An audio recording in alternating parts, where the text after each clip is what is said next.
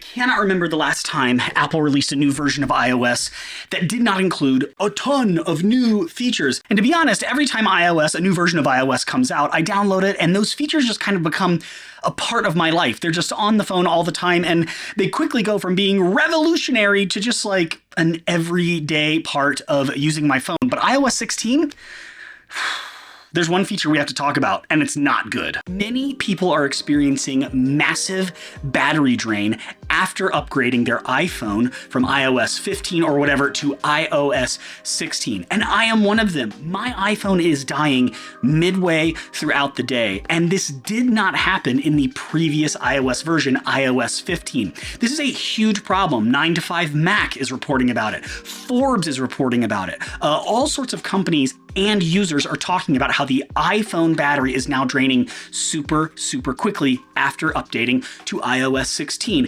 But let me be fair, there usually is a bit of extra battery drain every single time a new version of iOS is released. And let me tell you why. When a new version of iOS is released, it comes along with new features and functions, but it needs to prepare your phone to work well with those features and functions. It needs to go through your files and your photos and basically everything on your phone and prepare those items to work well with this new version of iOS and the features that come along with it. This is called re-indexing. So at the beginning of every new iOS release, there is a re-indexing period where you see battery drain happen, because if you're re-indexing an entire phone, that taxes the processor of the phone, that decreases your battery life. However,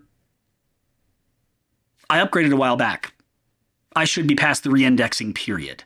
I should be way out of the re-indexing window, but I'm still seeing the battery life of my phone drop significantly right in the middle of the day. I will wake up with a 100% battery, and then by 10 a.m. in the morning, I'm at like 60, 50.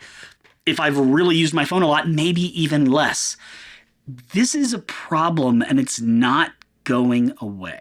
Apple should have tested this ahead of time. And to be honest, it just seems like they didn't. It seems like they were really excited to release something new, and this has happened before, and they've sent it out. But here's the good news. iOS 16, it's a piece of software, and I cannot remember a time that Apple has released a piece of software that was unfixable through software updates. So if I were you, I would be paying attention to the software updates that are going to come out and be available for your iPhone, because they're probably going to need to address some of these issues, and hopefully they are fixable.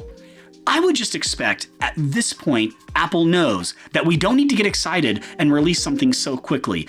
Maybe we should wait a little while and make it better. That's what Apple does. That's why you'll see features on the Samsung phones that Apple then just copies years later, because they look at the Samsung phone and say, yeah, that's a great feature, but it's not quite right on your phone. We want to do it the Apple way.